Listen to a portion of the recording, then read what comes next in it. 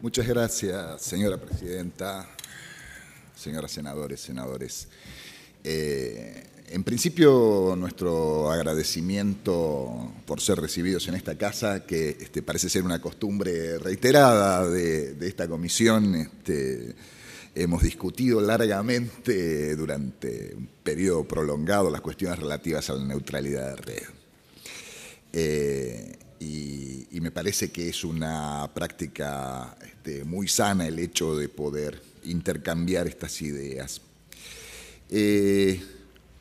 Lo que voy a decir lo digo desde mi modesta posición de trabajar en este campo desde hace muchos años y desde la escasa representación que me asigna el hecho de pertenecer a una organización que trabaja en el campo de la interacción entre los derechos fundamentales y la tecnología desde el siglo pasado. Uno puede decir estas cosas con cierto atrevimiento ahora. La cuestión que enfrentamos aquí tiene en principio una bienvenida, creo que por todos los sectores. Si hay, y creo que lo hemos dicho en alguna reunión cuando discutíamos las cuestiones de neutralidad, una deuda central en nuestros últimos 30 años de democracia ha sido, entre otras, la falta de una ley de telecomunicaciones.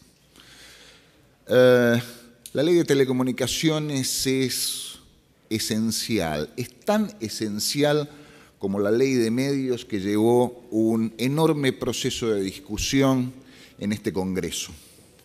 Porque si es absolutamente cierto que es necesario democratizar la palabra, una de las condiciones esenciales para democratizar la palabra es poner atención en quién la lleva. Si solamente decimos que vamos a democratizarla, pero no resolvemos cómo, nos podemos encontrar en una trampa, porque la trampa de la libertad de expresión, las limitaciones a la libertad de expresión, no solo se producen enmudeciendo al que emite el mensaje, sino también ensordeciendo a aquellos que están destinados a recibirlo.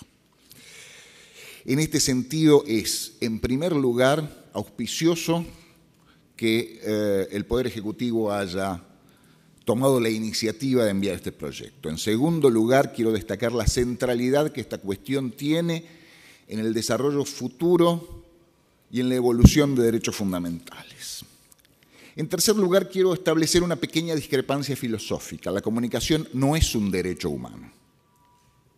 La comunicación es una condición que nos hace humanos.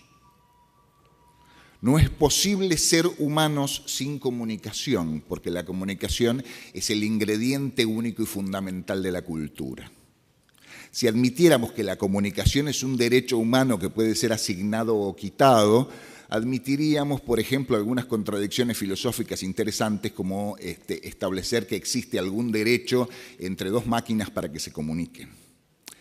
Pero lo cierto es que es el ingrediente fundamental mediante el cual se realizan otros derechos fundamentales que están protegidos en nuestra Constitución Nacional. Y por eso la centralidad de los procesos de comunicación. Quiero señalar, respecto del proyecto en particular, que hace una semana estoy leyendo, que destacadas ya que fueran las intenciones, el proyecto parece estar pletórico de buenas intenciones y lamentablemente escaso de buenas definiciones. Es decir, uno tiene la impresión de que quienes lo han redactado han puesto en él el mejor de sus esfuerzos, pero que el resultado ha sido muy pobre. Quiero señalar, entre otras cosas, que usar palabras que están de moda no hace a algo moderno. Aún más, nos conduce a problemas. En el texto lato de este proyecto de ley, los servicios de correo postal quedan incluidos. por la definición de tecnologías de la información y las comunicaciones. Creo que no ha sido la intención del redactor, pero ciertamente eso es lo que la ley dice si uno la lee textualmente. Hace 3.000 años casi, Lao Tzu escribió el Tao Te Ching, el Tao. Unas más bellas traducciones al castellano, aunque no muy precisa, del Tao Te Ching. Dice, el Tao que puede ser explicado no es el verdadero Tao. Permítanme hacer una analogía. La ley que debe ser explicada no es una buena ley. Cuando requerimos no interpretación judicial, sino miles de explicaciones sobre el sentido de lo que se quiso decir, estamos en un problema. Discúlpenme la inmodestia, pero llevo muchos años trabajando en tecnologías de la información y comunicaciones, bastantes años antes de la existencia de las computadoras personales, y hay artículos que me cuesta muchísimo interpretar. ¿Qué se quiso decir con esto? No imagino las dificultades que puede llegar a enfrentar un juez de la nación cuando tenga que interpretarlo en una situación de conflicto. Permítanme entrar brevemente en otro tema. Si uno tuviese que definir la situación de las comunicaciones en la Argentina, y se van a oír aquí a través de estas sesiones muchas siglas, porque la gente que trabaja en comunicaciones tiene una pasión especial por ponerle acrónimos a las cosas. Entonces, seguramente van a oír cosas como FTTH, PSTN, etc. Permítanme apropiarme de una sigla para definir el segmento que mejor conozco de las comunicaciones en la Argentina, que es el acceso a Internet. PCM. Y a los ingenieros presentes dirán, modulación del código de pulso. No, en este caso permítanme adoptar la definición a poco, caro y malo. El acceso a Internet en la Argentina está en peores condiciones que la mayoría de los países del África. No estoy exagerando, permítanme señalarle algunas cifras. La velocidad promedio de descarga en banda ancha en la Argentina, de acuerdo con la información de la ITU, nos ubica en el lugar 130 entre 192 naciones. La calidad de servicio medida en términos de los parámetros esenciales que medimos en la comunicación de Internet, esto es, la latencia del paquete, cuánto tarda un paquete en viajar, y el jitter, es decir, la diferencia, el tiempo de viaje entre distintos paquetes, nos coloca en el lugar 42 entre 50 naciones. La velocidad de subida, en realidad velocidad de subida es un término de la jerga, la tasa de acceso desde el usuario hacia la red nos pone en el lugar 158 entre 192 países. Y no quisiera referirme a lo que sucede en el campo de la telefonía celular, porque podríamos emplear muchas horas. Lo que quiero recalcar especialmente es, la cuestión es demasiado compleja para tratarla con apresuramiento. Hay preocupaciones serias en este proyecto de ley, lo que tiene que ver con la protección de la confidencialidad de las comunicaciones. Tal como está redactado el proyecto, la calidad de protección de la confidencialidad de las comunicaciones es inferior a la que tenía la norma de facto llamada Ley de la Dictadura de la NUCE. El nivel de atribuciones omnímodas que se dan a una autoridad de aplicación que no se designa, con lo cual casi cualquier cosa es posible en los términos en que la ley está formulada. Podemos tener, con la ley aprobada, la sorpresa de tener un marco de telecomunicaciones respetuoso de los derechos humanos y los derechos de los consumidores, o exactamente todo lo contrario, a arbitrio de la autoridad de aplicación. Finalmente quisiera señalar, y tengo muchos temas anotados, la dificultad que presenta la visión comercialista de la red. Es decir, se supone aquí que toda operación de telecomunicaciones tiene un fin comercial y estamos olvidando al sector autogestivo. Muchas localidades pequeñas del Valle de Tras la Sierra y el Valle de Parabachasca en Córdoba tienen redes comunitarias, redes construidas por los habitantes de los propios lugares.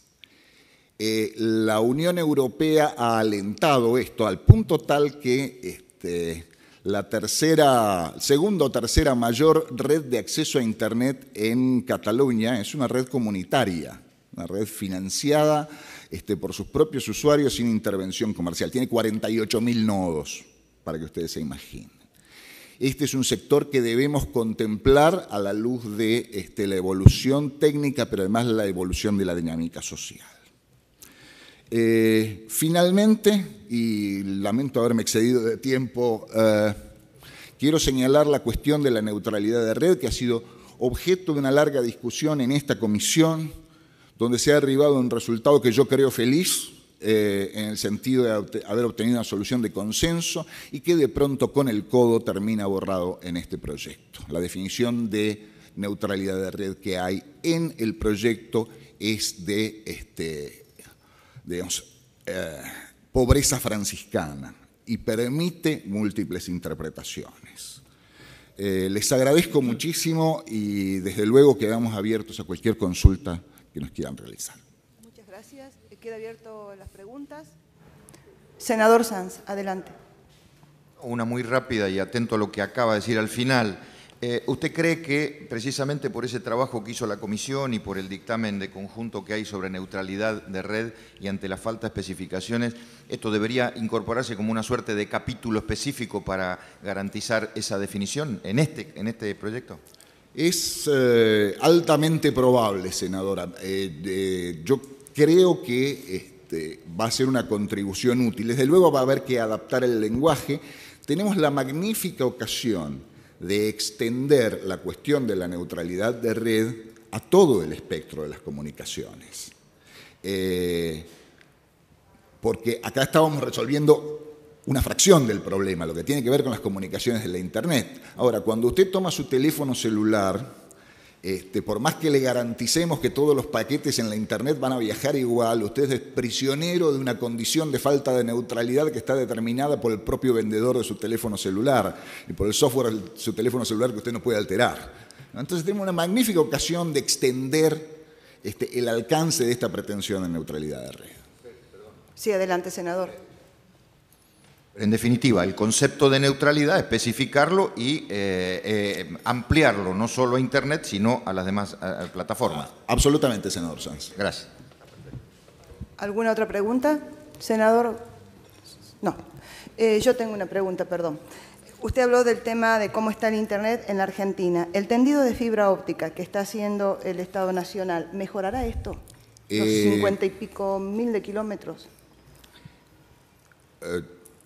Si me pregunta en términos de esperanza, y digo esperanza emotiva, no necesariamente esperanza matemática, estoy convencido de que sí.